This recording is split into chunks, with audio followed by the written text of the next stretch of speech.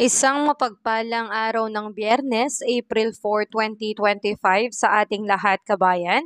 Narito po ang latest update natin sa ating panahon. Pero bago ang lahat kabayan, pasuyo po ng iyong like and subscribe at pahit na rin po ng notification bell.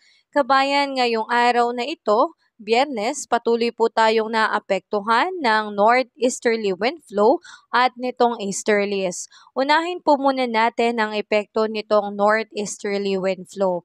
Ito pong weather system na ito ay makakapagbigay po ng medyo may kalamigan na simoy ng hangin dito po sa may area ng Batanes at Babuyan Islands. Asahan din po ang panahon na magkakaroon po ng maulap na kalangitan na meron din pong kasamang mahinang pag-ambon kaya wala po itong significant impact. Apektado rin po ng northeasterly wind flow ang Ilocos Region, Cordillera Administrative Region, the rest of Cagayan Valley at Aurora. Asahan din po dyan ang pagkakaroon ng bahagyang maulap hanggang sa maulap na kalangitan na meron pong mga manakanakang may hinang pag-ulan at wala rin po itong significant impact. Samantalang ang Metro Manila at ilang natitirang bahagi ng ating bansa patuloy pong naapektuhan nitong easterlies. Ito po yung mainit na hangin mula sa kargatang Pasipiko. Kaya asahan po natin na tayo po ay makakaramdam ng maalinsangan o mainit na panahon, lalo na sa umaga hanggang tanghali, maging sa hapon din po.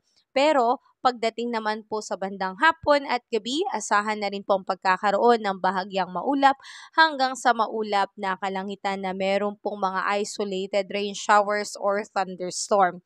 So muli kabayan, ngayong araw ng Biyernes, patuloy tayong naapektuhan ng northeasterly wind flow at easterlies. Pagdating naman kabayan sa ating air temperature, asahan natin sa lawag ay aabot po ng 33 degrees Celsius, sa may Baguio ay 25 degrees Celsius. Metro Manila 32 degrees Celsius. Tagaytay 31 degrees Celsius. Tugigaraw 31 degrees Celsius at sa Legazpi ay 31 degrees Celsius. Sa may Calayan Islands ay aabot po ng 32 degrees Celsius. Puerto Princesa 33 degrees Celsius. Iloilo 33 degrees Celsius. Tacloban, 32 degrees Celsius. Cebu, 31 degrees Celsius. Cagayan de Oro, 31 degrees Celsius. Zamboanga, 34 degrees Celsius. At sa Davao po ay 33 degrees Celsius. So yan po yung inaasahan nating air temperature ngayong araw ng Biyernes.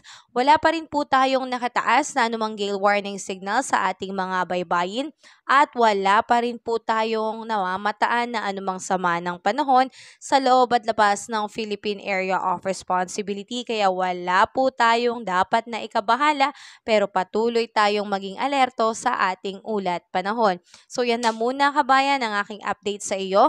Pasuyo ulit ng iyong like and subscribe at pahit na rin po ng notification bell. Ingat kabayan, have a safe day po sa lahat. God bless sa iyo kabayan.